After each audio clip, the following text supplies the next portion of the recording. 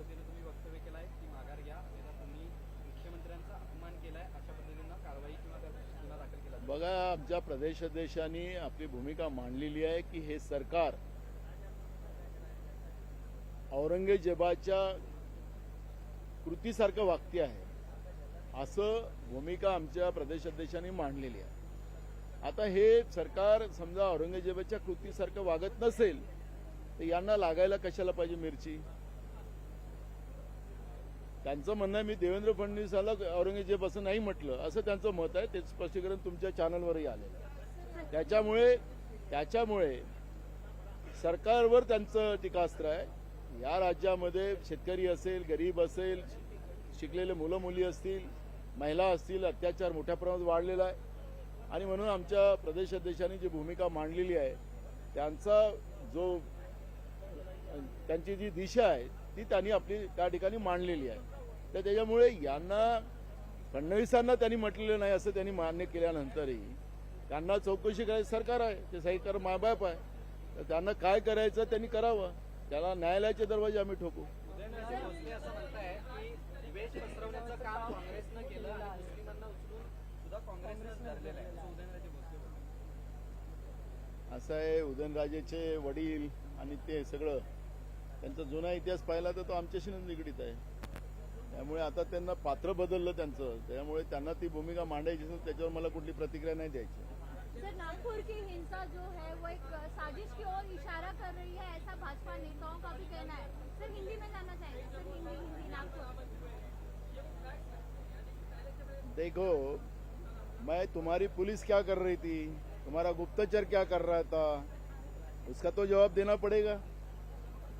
हम उस घटना का समर्थन नहीं कर रहे, लेकिन पूर्व नियोजित अगर राज्य के गृह मंत्री और वो शहर के हैं, अगर वो इस बात को अगर दुजोरा दे रहे हैं तो तुम्हारी पुलिस क्या कर रही थी, उसका तो जवाब देना पड़ेगा. अगर पूर्व नियोजित है तो पत्थर कहां से लाके रखे थे, तलवार कहां से लाके रखी थी, कुल्हाड़ कहां से लाके रखी थी, तो पुलिस के पास खबर नहीं थी. जो बजरंग दल के लोग, विश्व हिंदू परिषद के लोग वहां पर पहले से ही धमकी दे रहे थे.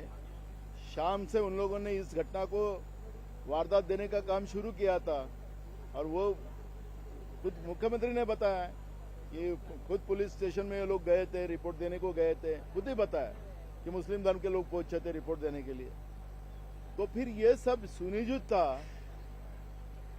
तो पुलिस की असफलता उसमें सामने आती है. तो इसलिए मुख्यमंत्री ने अपने बयान को कैसे रखना वो उनका अधिकार है, लेकिन उनकी वहां की असफलता जो पुलिस वाली है उसको वो छुपा नहीं सकते.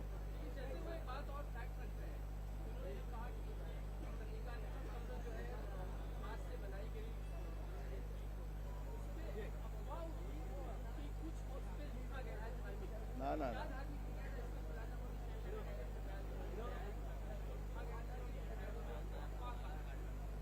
वो नहीं कहा है कि उस तरह से उसका वीडियो बना है, वो दिखाया गया. उनके जो बजरंग दल के और विश्व हिंदू परिषद के कार्यकर्ता थे उनने वो भी बात को नोट किया है कि उन लोगों ने उस तरह से किया है करके. तो मुख्यमंत्री ने वास्तविकता रखी है, लेकिन ये सब सुनियोजित है करके वो जो बता रहे हैं, तो उनकी पुलिस सोई थी क्या, ये सवाल का जवाब उनको देना पड़ेगा.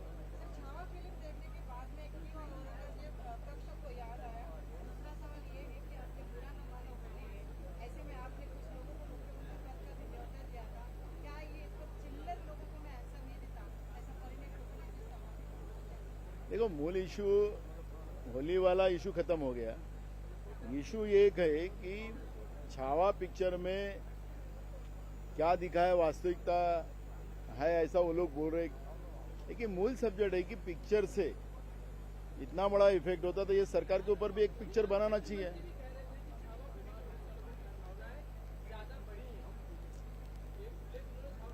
देखो, मूल सब्जेक्ट ऐसा नहीं है. सरकार की मंशा जो है हिंदू मुसलमान की लड़ाई कराना, ये सरकार की मंशा है. ये बात को नकार नहीं सकते. हमने कई बार भी इशारे में कहा कि तुम्हारे मंत्री अगर किसी धर्म के बारे में बात करते, किसी धर्म के लोगों को टारगेट करते हैं, तो मुख्यमंत्री करके उनको सबको आपको सबक देना पड़ेगा. लेकिन मुख्यमंत्री ने नहीं किया वो काम.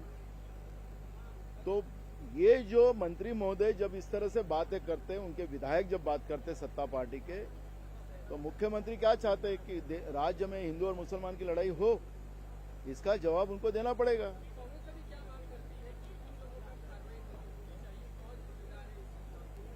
देखो, वस्तुस्थिति अब हम लोग वहां जाएंगे, वस्तुस्थिति को समझेंगे और सरकार के सामने रखेंगे। जो आज मीडिया के सामने से जो बातें हमारे पास आ रही है, वो बात और वहां के लोगों से सुनाई बात, इसमें बहुत फर्क है। तो मैंने इसलिए कहा कि मैं किसकी गलती है, मैं आज उस पर बात नहीं करना चाहता। लेकिन मुख्यमंत्री जी ने जिस बात को अवगत कराया कि ये सुनियोजित है, ये जो घटना हुई नागपुर की, तो तुम्हारी पुलिस सोई थी क्या, उसका जवाब उनको देना पड़ेगा। तुम्हारे पास अगर मालूमात नहीं है और तुम्हारे ही शहर में मालूमात नहीं है, तो फिर तो ये सब प्रॉब्लम ही है।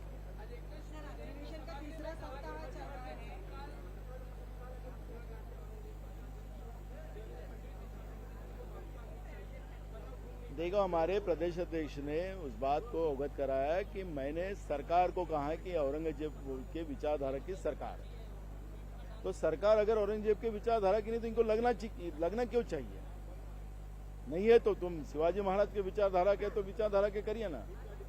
पर उनने कहा कि तुम्हारी सरकार उस विचारधारा से, और महाराष्ट्र में आपने देखा होगा किसानों पे अन्याय हो रहा है, महिला यहाँ सुरक्षित नहीं है, युवा सुरक्षित नहीं है, गरीब आदमी सुरक्षित नहीं है, राज्य के बेहाल हो चुके हैं। तो औरंगजेब का जो जमाना था वही जमाने के जैसे ये सरकार चल रही है, उस बात को हमारे प्रदेश अध्यक्ष ने बात रखी है। तो सरकार है, माई बाप है, उनको किसको कार्रवाई करना, किसको अंदर डालना, किसको क्या इंक्वायरी लगाना सरकार लगा सकती है। क्या करना करिए, हमारे पास न्याय व्यवस्था का दरवाजा हम ढुकाएंगे। लेकिन हमारे प्रदेश अध्यक्ष ने बात को स्पष्ट कर दिया है कि हमने एक व्यक्ति को नहीं कहा, सरकार को कहा है, सरकार उस राह पे चल रही है। बोला है उनने कि मैं माफी मांगूंगा नहीं, मैंने ये लाइन बोला है।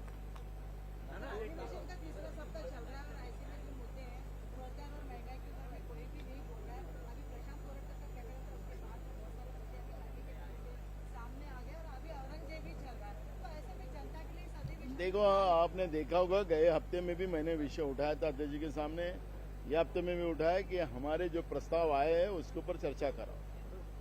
सरकार जिस तरह से जो हमने पब्लिक के इश्यू लाए हैं उसको दबाने को साइड ट्रैक करने की कोशिश कर रही है। और अध्यक्ष जी ने अभी आज चर्चा रखी तो रात में होगी। अब चर्चा हम करेंगे, रात देर रात करेंगे, लेकिन जनता के इश्यू हम रखेंगे, यह हमारी भूमिका है।